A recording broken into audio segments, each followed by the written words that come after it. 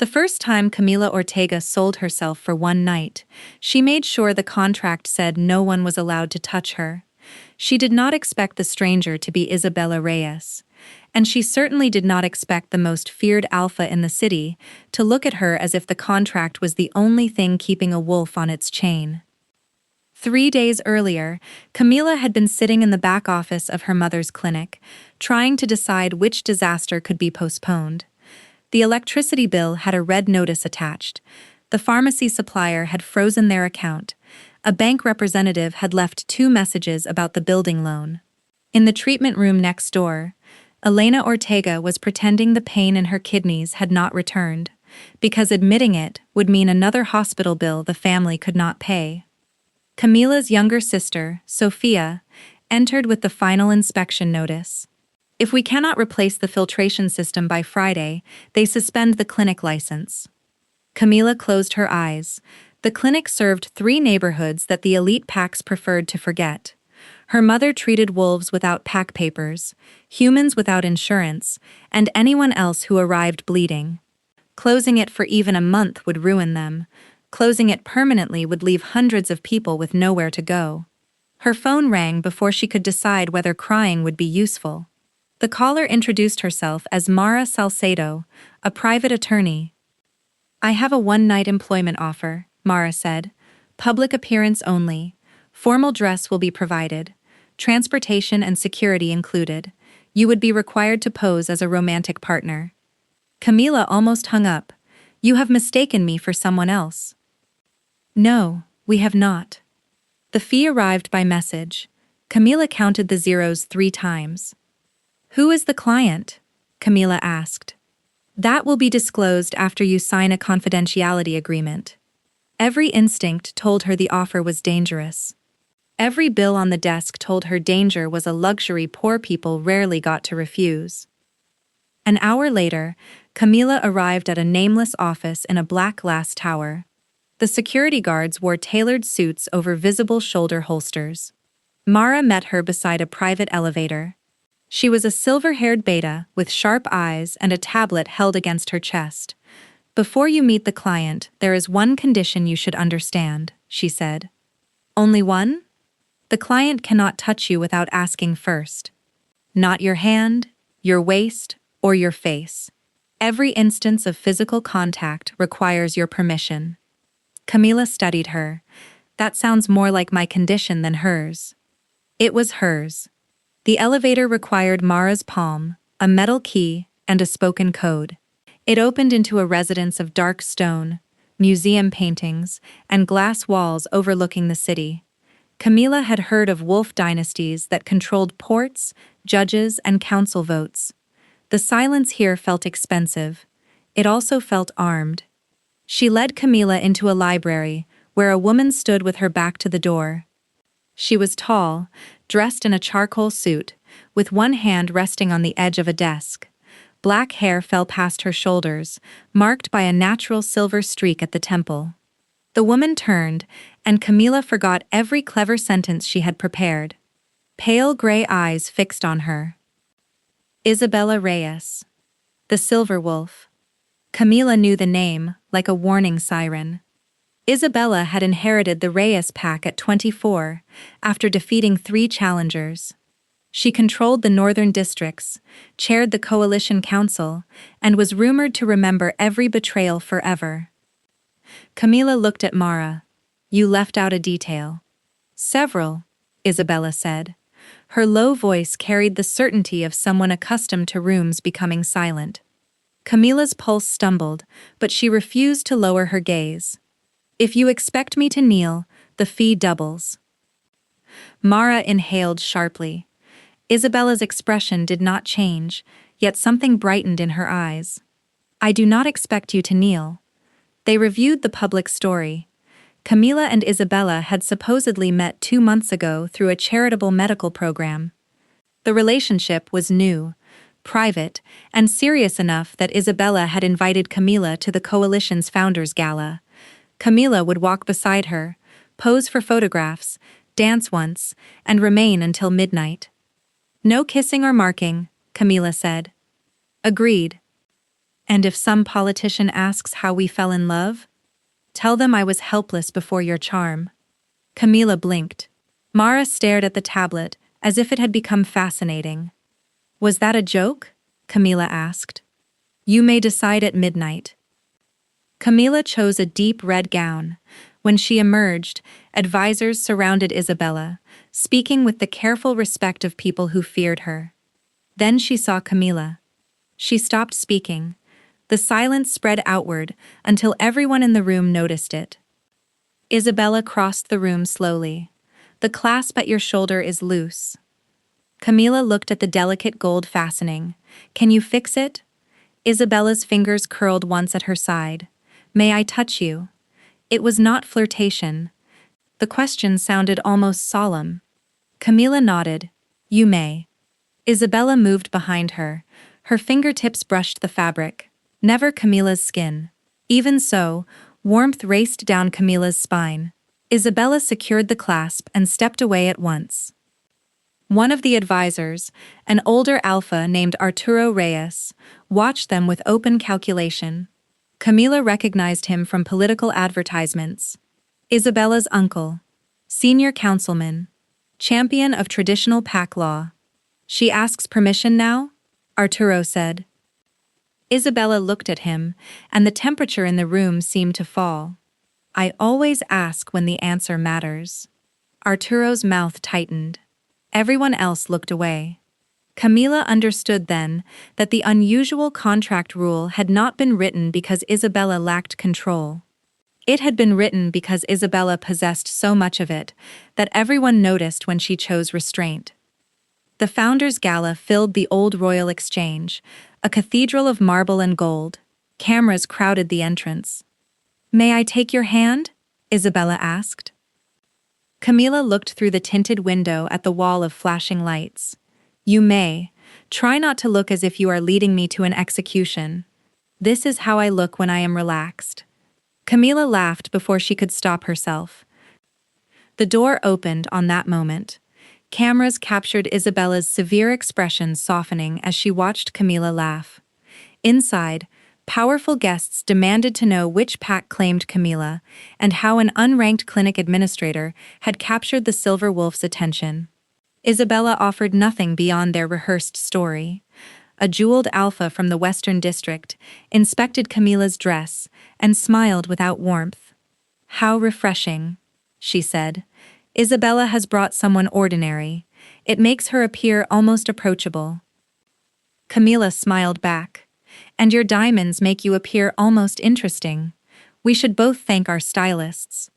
Beside Camila, Isabella lifted her champagne glass. The corner of her mouth moved. Are you laughing at me? Camila whispered. Never. You are enjoying this. Immensely. Camila saw the strategy. Isabella's enemies would study her because she appeared to be something the Silver Wolf had never possessed before. Something she could lose. The orchestra began a waltz. One dance, Isabella said, as promised. You will have to touch my waist. I am aware. Camila held her gaze for one breath too long. You may. Isabella's hand settled against her waist with impossible care. Camila rested her palm on Isabella's shoulder, feeling strength beneath the suit. They moved into the crowd. Isabella danced with the precision of someone trained from childhood never to stumble in public. You are counting exits, Camila murmured. Is that why you hired me? Isabella's hand tightened by a fraction, then eased. Tonight, I hired you to stand beside me. It was an answer carefully shaped around a lie. Before Camila could challenge it, the crowd parted for a woman in white. Renata Vidal was beautiful, in the way a blade was beautiful, with gold eyes, dark curls, and a smile that invited people close enough to bleed. Her pack had opposed Isabella for years. The rumor Camila remembered too late was that Renata and Isabella had once been promised to each other. Renata stopped at the edge of the dance floor. You did not tell me you had found a mate. Then she turned to Camila and inhaled. Camila Ortega, Elena's daughter. Camila stiffened. Have we met? Not yet. Renata looked at Isabella. How clever of you. The final note faded. Isabella released Camila, but placed herself between the two women. Renata noticed. Does she know? Renata asked. This is neither the time nor the place, Isabella said. Then you have not told her. Renata's eyes returned to Camila. Be careful, little fox. The silver wolf does not collect anything she is willing to lose. Isabella's scent sharpened with warning. The nearest wolves backed away. Camila touched Isabella's sleeve. Not here. Isabella looked down at her hand. In one breath, the dangerous scent receded. Renata watched that happen, and triumph flickered across her face. It was after 11 when Mara told them their driver had changed because of a security concern. Isabella was pulled into an urgent conversation with two council members. Her lead guard escorted Camila toward a private corridor, claiming the car waited below. The elevator stopped between floors. The lights went out. Camila heard the guard move before she saw him. She drove an elbow into his ribs and reached for the alarm. A chemical-soaked cloth covered her mouth. She bit the hand restraining her. Then silver burned against the side of her neck. Her knees failed. The last thing she saw was the guard removing his coalition pin. Camila woke tied to a chair in an abandoned theater. Rain struck the broken roof while 3 armed wolves guarded the doors. Renata Vidal sat in the front row, still wearing white. Camila tested the ropes. If you wanted her attention, you could have sent flowers. I needed proof. There have been leaks inside the Reyes circle for months. False roots, false accounts, false witnesses. Isabella knew someone close to her was feeding me information. Tonight she presented an irresistible target and watched to see who moved. The truth landed with sickening clarity. The changed driver. The exposed corridor. Isabella counting exits. The lie on the dance floor. I was bait. Yes, but that is not the interesting part. Renata rose and walked onto the stage. She could have hired an actress, a trained guard, someone with no family to threaten. Instead, she hired you. Camila refused to ask why. Renata leaned close enough for Camila to smell expensive perfume and wolf. She did not choose you because you were disposable. She chose you because you are the only woman she cannot control herself around. An explosion shattered the lobby doors. The theater went dark. Someone screamed. Gunfire cracked from the balcony. Camila threw herself sideways, taking the chair down with her as silver rounds punched through the stage curtains. A wolf moved through the darkness. A massive silver wolf struck the first guard before he could turn. The second fired twice and missed as she crossed the stage in a blur. The third ran. He reached the aisle before Isabella shifted back into human form, caught him by the throat, and lifted him from the floor. Blood streaked Isabella's shoulder, and her gray eyes reflected the emergency lights. "Where is Renata?" she asked. The guard choked out a direction. Isabella threw him into the seats and turned toward the tunnel. "Isabella!" Camila's voice stopped her. The fury left Isabella's face so quickly, it was more frightening than the fury itself. She crossed the stage and knelt beside Camila. Her hands hovered above the ropes. "May I touch you?" she asked, breathless. Camila stared at the blood on her mouth, the wound in her shoulder, and the terror Isabella was failing to hide. "Cut me free." Isabella used a claw to slice the ropes. She did not touch Camila until Camila whispered, "Yes." Then Isabella cupped the back of her head and checked the silver burn at her neck with trembling fingers. The most feared alpha in the city was shaking. They escaped through a service tunnel. In the waiting car, Isabella ordered the traitorous guard detained, and Camila's family moved to protection. "No," Camila said. Isabella turned. "You do not get to arrange my family like pieces on a board. Not after using me as one." Mara became very still. Isabella dismissed everyone from the car except Camila. Then she opened a locked compartment and removed a file. Inside were photographs of Camila, records about Elena and the clinic, and a picture from a fundraiser 6 months earlier. Rage came slowly, because shock arrived first. You knew who I was, Camila said. Yes. How long? 6 months. Did you have me followed? After I recognized your scent, I had Mara confirm your identity. Camila laughed once, without humor. You recognized my scent. That is your explanation? Isabella looked toward the rain crawling down the window. Your mother belonged to the Luna Roja pack before she renounced them. Our families met when we were children. You were 8. I was 12. During an attack on a council procession, you found me hiding beneath a collapsed stairwell. You stayed until the guards came. A memory surfaced of a silver-haired girl with blood on her collar, and Camila promising to stay until help came. That was you? I remembered your scent. I found it again at the fundraiser. And instead of introducing yourself like a normal person, you created a paid fantasy and used me to expose a traitor. I had intended to approach you after the threat was contained. But the clinic needed money. Camila's voice sharpened. That made me convenient. It made me believe you might agree to one evening, because you thought I would reject you otherwise. Isabella said nothing. The silence was confession enough. Camila shoved the file against Isabella's chest. You did not give me a choice. You built a situation where the only choice I could afford was the one you wanted. I know. No, you know how to win. That is not the same thing. When the car reached the Reyes residence, Camila demanded a phone and a way out. Isabella led her into the library, where they had first met. A black pistol rested inside a biometric safe.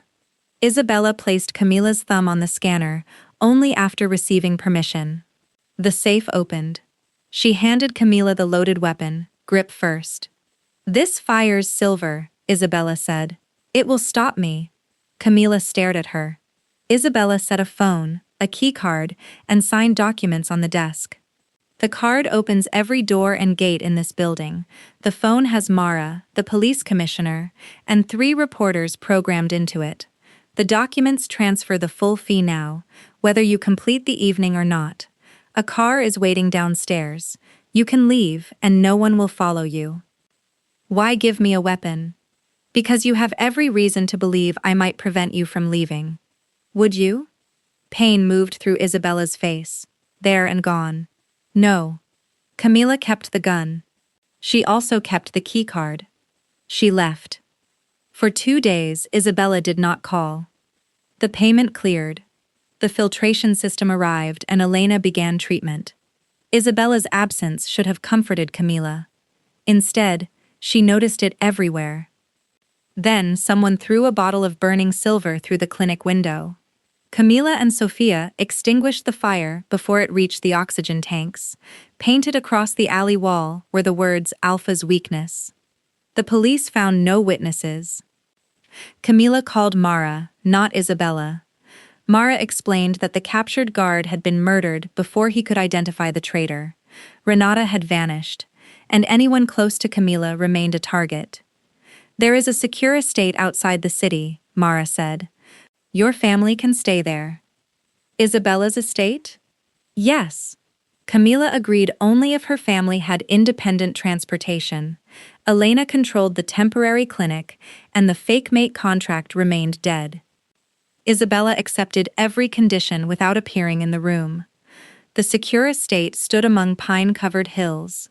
Its main house was large but austere, filled with books and rooms that looked untouched. She saw Isabella the first evening in the kitchen.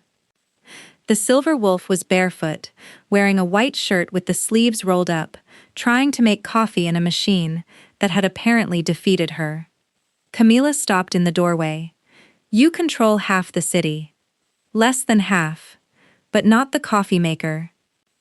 It has unclear loyalties. Camila reached past her and pressed one button. The machine began to hum. Isabella looked offended. I pressed that. It sensed fear. For a second, they shared a private joke. Then Camila remembered the theater. Isabella stepped away. Your rooms are in the east wing. I will not enter without invitation. I still have the gun. Keep it. For the next week, Danger reduced their world to quiet routines. Camila organized the temporary clinic, while Isabella held secret meetings and returned with wounds she pretended not to have. Camila learned that Isabella drank coffee when anxious and tea when angry. One night, the power failed, and she found Isabella lighting candles in perfect rows. "You dislike the dark," Camila said. "I dislike not seeing what is coming." Camila thought of a bleeding 12-year-old beneath a collapsed stairwell. She sat in the nearest chair. "Then I will stay until the lights return."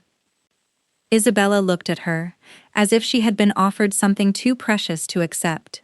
"You do not owe me that." "I know." That was the first night Isabella told her the truth. The Reyes dynasty had been built on arranged bonds.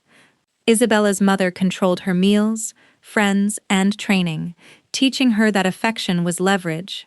At 16, Isabella was promised to Renata. At 19, she discovered Renata had traded her private fears for political favor. "I ended the arrangement," Isabella said. "My mother called it humiliation. Renata called it betrayal. After your mother died, you inherited her belief that control is the only safety," Camila said. "Is that why you built the contract?" "Yes." Isabella did not hide behind softer words. "I knew how to negotiate your presence. I did not know how to risk asking for it." Camila wanted to forgive her. That frightened her more than anger. "Understanding why you did it does not make it right." "I know. And rescuing me does not erase putting me in danger." "I know." "Stop agreeing with me." Isabella's mouth curved faintly. "I will consider it." The lights returned. Neither of them moved for a while. The next morning brought worse news. The city had frozen the clinic's charitable accounts for suspected fraud. Someone had routed illegal campaign donations through medical nonprofits, including Elena's clinic. The forged records carried Camila's electronic signature. If the charges held, Elena would lose the building, and Camila could go to prison. Isabella offered lawyers. Camila refused to be moved aside. "Every time danger appears, you put me behind a wall and go hunting," she said. "That is how we arrived here. Renata will expect you to be protected." "Good. Let her." Camila spread the financial records across the table. "I have managed that clinic for 7 years. I know every supplier, every grant, and every invoice. These transfers were hidden inside reimbursements, but the patient codes are wrong. Whoever forged them understands PAC politics, not medical billing." "What are you proposing?" "I am not proposing. I am choosing to participate." Camila pushed a marked ledger toward her. "You find the political leak, I find the money." This time, Isabella did not tell her it was too dangerous. She pulled out a chair. "Show me." They worked until dawn. Camila traced the false reimbursements through 4 clinics and a medical supply foundation. Isabella matched the payment dates to council votes.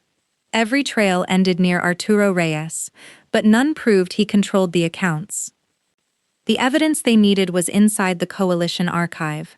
Isabella could not enter without alerting Arturo, but Camila was still viewed as the frightened woman hidden at the Silver Wolf's estate. For once, being underestimated was useful. Camila would publicly denounce Isabella and request Arturo's protection. While his staff tried to turn her into a political weapon, she would enter the archive. Isabella hated every part of the plan. "You once paid me to stand beside you," Camila reminded her. "Now you have to trust me when I walk away." Isabella removed a silver key from her neck. "This opens the private archive beneath the council chamber," she said. "Only the PAC Alpha is supposed to carry it." "You are giving me legal authority over Rhea's records?" "I am giving you whatever control I have." Camila closed her fingers around the key. "I will bring it back." "Bring yourself back. The key is replaceable." At the hearing, Camila told reporters Isabella had hired her under false pretenses and endangered her family. Every word was true, making the lie around it convincing. Arturo welcomed her into his office with practiced sympathy. "My niece has always confused possession with affection," he said. "You were wise to leave." Camila lowered her eyes as if ashamed. I do not know who to trust. Trust the council. He placed a reassuring hand on her shoulder, without asking. Camila resisted the urge to break his fingers. While Arturo gave a press statement, Camila slipped away and used Isabella's key. Camila found clinic grants, shell companies, and campaign accounts. A hidden bond agreement promised Arturo control of Rhea's territory if Isabella died, while Renata would receive the coalition chair and public redevelopment funds. Camila photographed every page. Then she found a file bearing her mother's name. 25 years ago, Elena had witnessed Arturo order the procession attack to create panic before an election.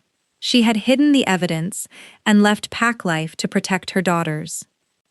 Arturo had hired Camila's gala escort because he recognized Elena's name. The kidnapping had also been an old enemy trying to erase the last witness. Camila sent the photographs to Mara. The archive door locked behind her. Renata stepped from the shadows. You are more impressive than Isabella allowed me to believe. Isabella never underestimated me. No, that is her weakness. Renata's wolves dragged Sophia into the corridor. Camila's sister had blood at her temple, but she was standing. Do not give her anything, Sophia said. Renata pressed a silver blade against her throat. The original bond agreement and your mother's testimony. Bring both to the Old River Clinic tonight. If Isabella comes with soldiers, your sister dies. Camila kept her voice steady. If you harm her, you lose your leverage. Then make sure I do not become impatient.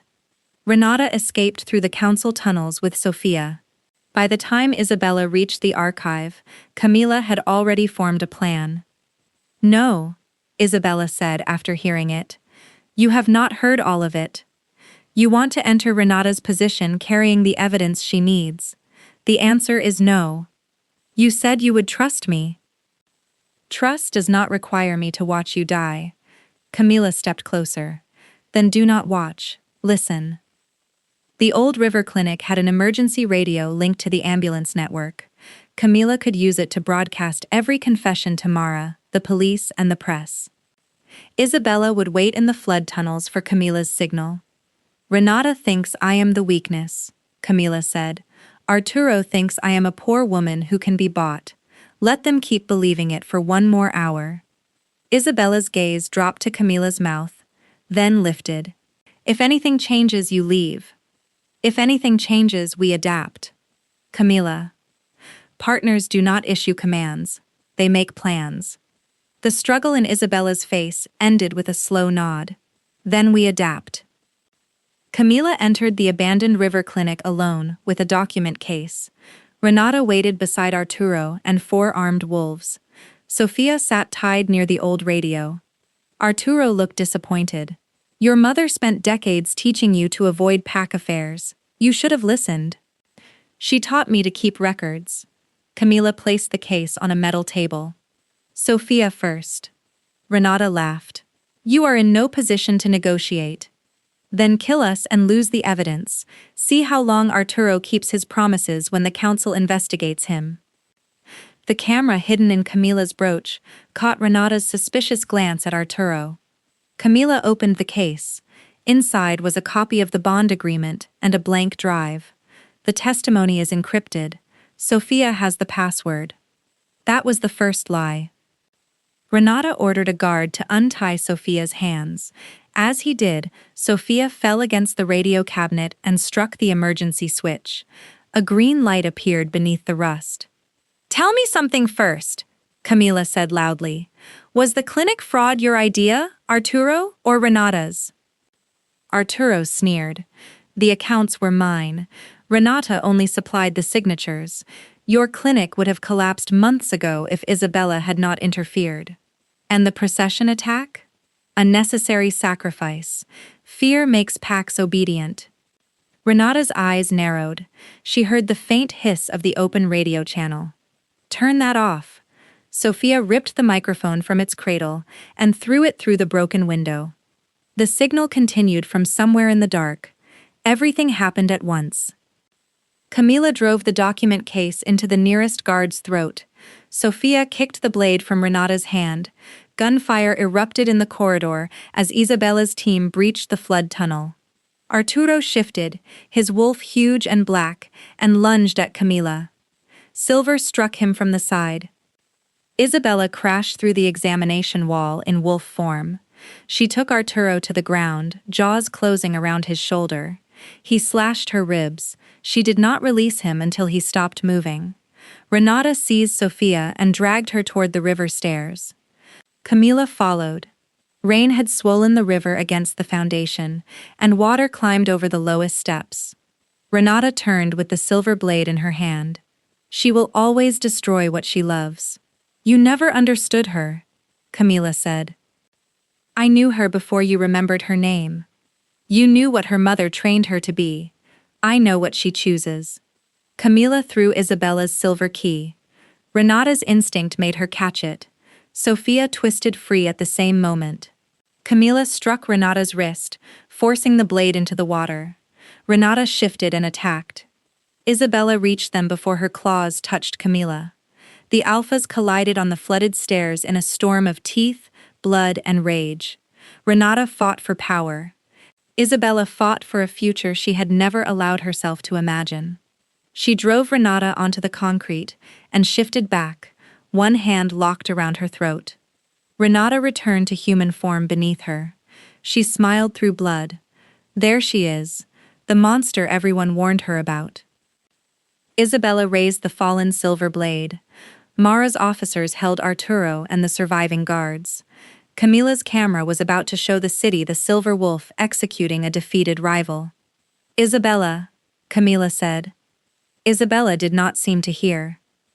Camila approached slowly. May I touch you? Gray eyes found hers. The blade remained raised. Yes, Isabella whispered. Camila placed one hand against her cheek. Isabella was burning with the violent heat of the shift. She does not get to decide what you are, Camila said. Neither did your mother. Neither does the council. Choose. For one terrible second, nothing changed. Then Isabella dropped the knife. She stood and allowed Mara to place Renata under arrest. By sunrise, every news outlet had Arturo's confession. Investigators seized Renata's companies. Elena produced the original procession records, and the city cleared the clinic and restored its grants. Reporters called Camila brave. Isabella called her impossible. In the following weeks, Sophia returned to class and Elena reopened the clinic, refusing every offer to name the building after the Reyes family. Camila remained at the estate while giving testimony, but no danger, gate, or contract held her there. They shared coffee before sunrise and argued over security policies, but neither asked the question waiting between them. Then, on the first clear night of spring, Isabella asked Camila to meet her in the room where the contract had been signed. The original pages waited on the desk beside proof of full payment. Isabella fed the contract into the fireplace one sheet at a time. The clinic debt is paid, she said. Your mother's treatment fund is independent of Reyes control. The council has closed its case. The guards assigned to your family now answer to Elena, not me. There are no remaining obligations between us. Camila watched the last page curl into ash. You are making a dramatic point. I have been told I do that. By me. Repeatedly. Isabella placed the keys and silver pistol on the desk. You are free to leave. No one will follow. The money is yours, and nothing depends on what you say next.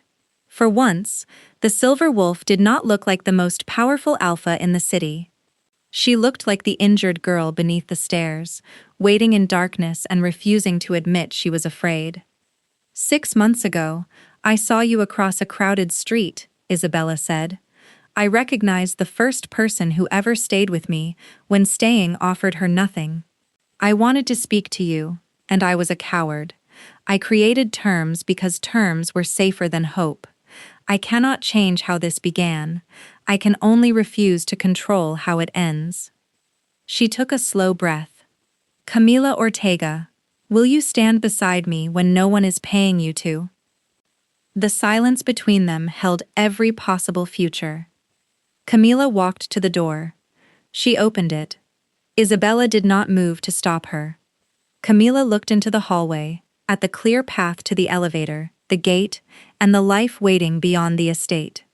Then she closed the door and turned back. You still have to ask before you touch me, she said. Hope transformed Isabella's face so completely that Camila's chest ached. May I kiss you? You may. Isabella raised one hand toward Camila's cheek and waited until Camila leaned into it. Their first kiss was gentle, uncertain, and careful. You can do better than that, Camila whispered. Isabella's eyes darkened. May I try again? Camila wrapped her arms around the silver wolf's neck. Please. The second kiss held every word Isabella had been too controlled to say while the contract burned behind them. They did not announce a bond. Camila returned to her apartment, resumed work at the clinic, and made Isabella court her like an ordinary woman. Isabella was terrible at ordinary. Isabella sent 100 roses. Camila made her donate the next bouquet's cost to the pharmacy fund. Isabella reserved a restaurant. Camila took her to a crowded food market instead. Months later, they attended the next coalition gala together. Camila wore dark green and arrived in her own car. When reporters asked whether she was Isabella's weakness, Camila smiled. A weakness is something used against you, she said. I am her partner. People should learn the difference. Isabella asked Camila to dance. What are the terms? Camila said. One dance, no lies, no payment. And touching. Isabella held out her hand. Only with permission. Camila placed her hand in Isabella's. Granted. A year later, Isabella brought Camila to the restored stairwell where they had met as children. A memorial now carried the names of those killed in Arturo's attack. Isabella did not bring a ring. She brought a new contract, handwritten on one page. Camila read it aloud. We retain the right to leave, argue, return, forgive, and choose each other again. Also, I must stop insulting your coffee. She looked up. The coffee clause is unenforceable. Mara said the same thing. And what happens if I sign? Nothing you do not freely want. This time, Isabella did have a ring. She waited until Camila laughed, cried, and pulled her to her feet. Then, she asked permission before sliding it onto Camila's finger. Their bond ceremony took place in the clinic courtyard with no council banners and no arranged alliances. Elena announced that her daughter had never belonged to anyone, and Sophia exposed Isabella's war with the coffee maker. When Isabella offered her throat for the bond, she did it before both their families, making trust visible where control had once ruled. Camila touched the silver streak in her hair and asked one final time if she was certain. I have never been more certain of anything, Isabella said. Camila chose her. Years later, the first contract remained a family joke. Whenever Isabella asked Camila to attend a long council dinner, Camila demanded an outrageous appearance fee. Whenever Camila introduced Isabella at a clinic fundraiser, she described her as temporary security hired for the evening. But in private, when the city was quiet and no cameras were waiting, Isabella still asked before reaching for her, and Camila still loved answering yes. She had not been bought by a desperate bargain. She had not been captured by an alpha's obsession. She had not stayed because debt, danger, instinct, or law demanded it. The silver wolf had opened every door. Camila had seen the way out. And then she had turned around, walked back into Isabella's arms, and stayed because she chose her.